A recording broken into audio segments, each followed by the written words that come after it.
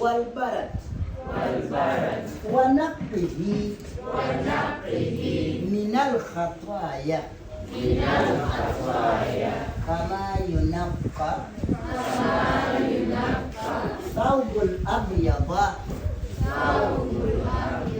من الدنس وابدله دارا خيرا من داره وأهلا خيرا من أهله وزوجا خيرا من زوجه وادخله الجنة